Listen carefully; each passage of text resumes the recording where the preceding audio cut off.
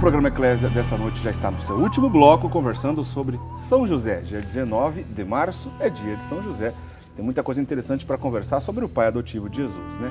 O justo São José, como relembra e afirma as Sagradas Escrituras. Padre Guido, durante toda a história da Igreja, né, os grandes santos, os grandes teólogos da Igreja, é claro, tiveram documentos, momentos importantes dedicados a São José. Nós falamos no bloco anterior, dos últimos 150 anos, que os papas proclamaram títulos, a começar pelo Beato Pio IX, 1870, São José padroeiro de toda a Igreja. Quer dizer, não é pouca coisa. Mas se a gente voltar lá atrás, na patrística, no início da literatura cristã, o senhor poderia destacar para a gente, por exemplo, o que Santo Agostinho e seu mestre, né, Santo Ambrósio, aliás, Santo Ambrósio é seu conterrâneo lá de Milão, né? O que eles disseram sobre São José? Bom, gente, nós temos não digo uma fartura, porém temos alguns documentos muito importantes que justificam as qualidades e as virtudes de São José. Certo. Seja Santo Agostinho, como também Santo Ambrósio, que batizou Santo Agostinho, bispo de Milão, da minha terra, né? Destaca nos seus escritos a fidelidade da virgindade de José. De novo a questão da castidade aí para a gente, né? Porque foi uma das qualidades, digamos assim, talvez que tocaram a vida íntima deste homem. Certo. Porque ele também recebeu a visão, a aparição do arcanjo Gabriel, devia estar com 17, 18 anos. Imaginamos a alegria de um jovem que se prepara para o casamento e de repente recebe um anúncio divino no qual acredita firmemente e é capaz de deixar até ilibada, casta, a vida seja dele como também da sua esposa. Quer dizer, pegou o seu projeto de vida, os seus sonhos, deixou de lado e foi cuidar da coisa mais preciosa para nosso Senhor, né? Para Deus, que é o seu Filho encarnado, né? Exato. E a Virgem que deu a luz a ele. Quer dizer, é belíssima essa missão, né, Padre Guido? Exato, e colocou a Igreja, através de Santo Agostinho e de Santo Ambrósio, valoriza muito esta qualidade de São José, né? E talvez naquela época, estamos no quarto, quinto século, não tinha muitos títulos ainda São José. Aliás, temos que dizer mais uma coisa, Eric, que depois passaram vários séculos, talvez não se falava muito dele. Entendi. Até chegar na Idade Média, aí sim, tivemos uma sequência de grandes autores que se destacam pela inteligência, pelos estudos, pelos escritos, que conseguiram resgatar a figura de São José, com tantos escritos e com tantos elogios, e apresentando exatamente a santidade de José como modelo que poderia ser imitado por todos. Quer dizer, lá no meio da patrística, século IV e V, Sim. essa figura destaca através desses dois doutores da Igreja, né, Ambrósio e Agostinho. Depois, quase 1000 anos, né, Padre Guido? Praticamente século XII e XIII que voltou essa discussão. Sim. Quer dizer, muito tempo mesmo. Muito tempo. Sem documentos importantes sobre ele. Pelo menos nós não temos. Teríamos, talvez, de uma maneira paralela a ele, Certo.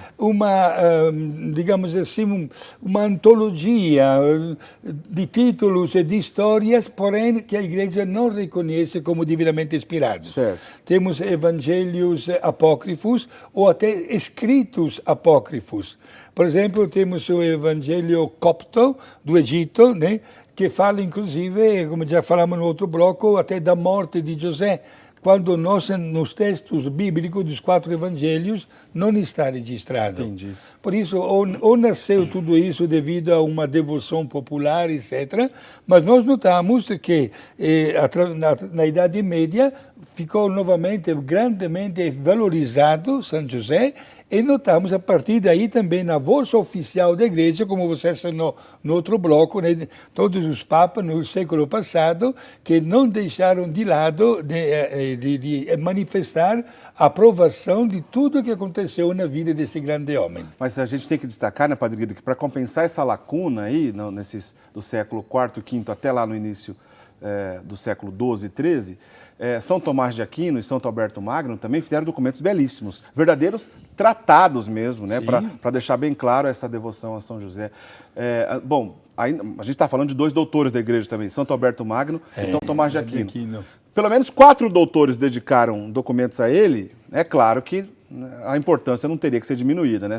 Exato. O que a igreja tem de mais belo, de mais profundo. E depois a voz, digamos, de máxima autoridade do chefe da igreja, né? É verdade. Dos papas que até hoje continuam a apresentar, por exemplo, como foi belo para nós padres, 4 anos atrás, introduzir naquelas orações após a consagração, de fala a Virgem Maria do seu esposo São José. Que bonito. O Papa João XXIII que colocou também o nome de José na hora da bênção eucarística com o Santíssimo. Por isso, um passo muito belo que a Igreja fez, reconhecendo as qualidades e resgatando a santidade de José. Ô Padre Guido, quando a igreja vai reconhecer, lá no processo de canonização de alguém, de beatificação de alguém, ela só não reconhece as virtudes cristãs do candidato, como é preciso que essas virtudes cristãs sejam vividas em grau heróico, né? Não é uma coisa só no dia a dia. A pessoa pode ter sido uma boa pessoa, mas não necessariamente a igreja vai proclamar como santo, porque tem que ser em grau heróico. Nesse caso, com São José, a coisa não é difícil, né? Pelo menos 5 virtudes, grandes virtudes de São José, a gente pode destacar de maneira profunda, e que se houvesse, como hoje, né, um processo de canonização, é claro que ele seria canonizado. Eu estou dizendo isso porque naquela época, no início da igreja, a gente está dizendo bem no início da igreja, o processo de canonização não era como a gente tem hoje, né? Mas é claro que ele é proclamado santo, pai adotivo de Jesus, não tinha como ser diferente. Só faz um comentário sobre essas 5 grandes virtudes de São José? Primeiro, vamos dizer quais são essas 5 grandes virtudes certo. Que, através de uma atenta leitura do texto bíblico, dá de qualificá-las como autênticas. Né? A fé, a justiça, a retidão, a fortaleza e o amor. Certo. A fé, porque José foi dócil à vontade de Deus, acreditou na sua missão através daquela aparição do arcanjo Gabriel e nunca duvidou de ser ele um instrumento nas mãos de Deus para o plano da redenção. Certo. Por isso, uma grande fé que justifica, inclusive, até a fortaleza dele, né, resistindo até a qualquer inclinação da sua vida pessoal diante da vontade divina. A justiça foi um nome qualificado pelo mesmo Evangelho de Mateus, em língua latina, vir justus, homem justo. Inclusive, quando se tratou até de dispensar, digamos assim, Nossa Senhora, conforme a lei de Moisés, ele escolheu o silêncio, a discrição, não quis criar um escândalo público, escolheu de mandar embora Nossa Senhora em silêncio. Mas foi naquela angústia que ele recebeu a visão do arcanjo Gabriel. Né? Um homem que se destacou pela sua retidão, isto é, pela sua honestidade. Era um homem capaz de estar na altura da sua missão, sem usar uma maneira de enganar a ninguém. Com as suas qualidades, com o seu silêncio, nunca se apresentou publicamente para cá e para lá.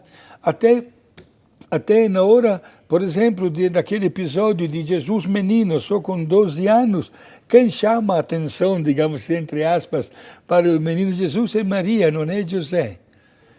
Como consequência, que quando Maria disse, mas o que você fez? Eu e teu pai te procurávamos já há 3 dias.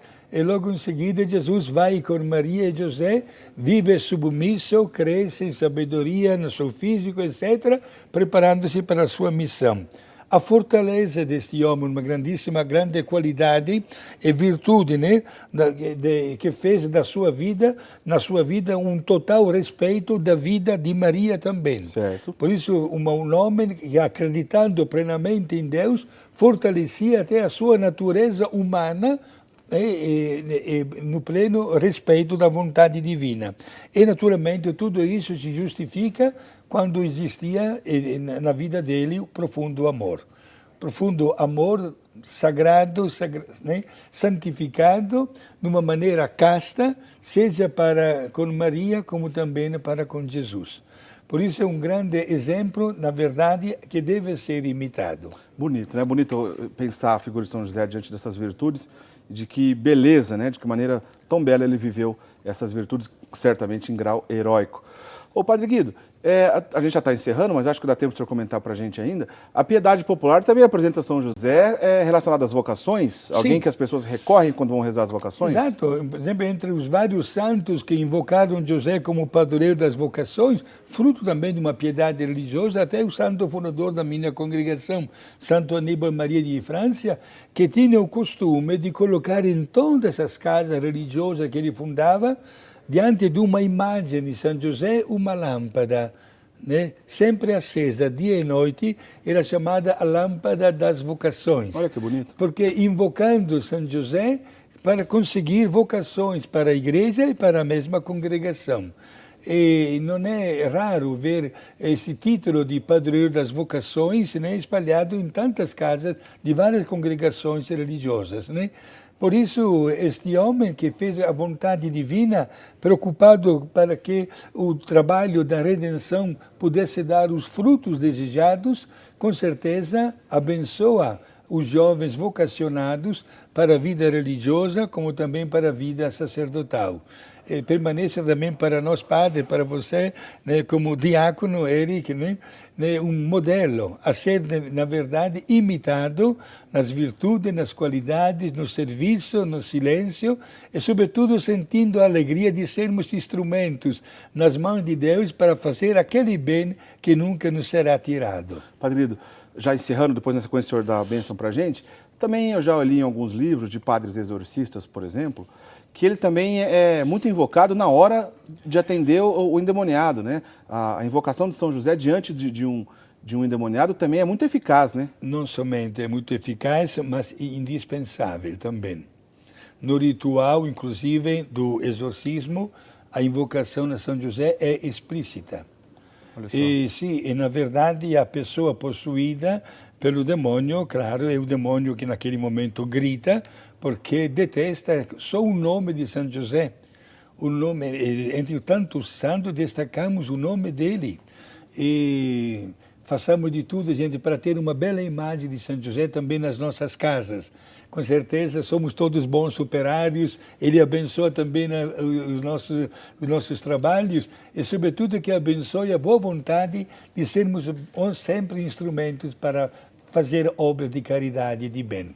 Terminamos desejando tudo de bom, pedindo a proteção desse grande santo, em nome de Deus Pai, Filho e Espírito Santo. Amém. Obrigado. Amém. Obrigado, Padre Guido, por mais um programa. Foi muito bom fazer esse programa com o senhor. Bom, o senhor falou da imagem, a gente vai encerrar o nosso programa contemplando um pouco mais a imagem de São José que a gente tem no nosso cenário aqui. Nós abrimos o nosso programa com ele. A gente vai contemplar um pouquinho, mostrar um pouquinho mais a imagem de São José aí nos segundos finais do nosso programa. Porque a gente está encerrando o nosso programa Eclésia dessa noite. Mas eu só quero lembrar que você pode rapidinho curtir a nossa página lá no programa, no Facebook, a página do programa Eclésia lá no Facebook, porque é uma maneira da gente divulgar também o nosso trabalho, tá bom? Acessa lá o Facebook, todo mundo usa hoje em dia, você procura a página do programa Eclésia, curte lá e a gente também se comunica por lá, tá bom? Um grande abraço, até semana que vem. Tchau, tchau.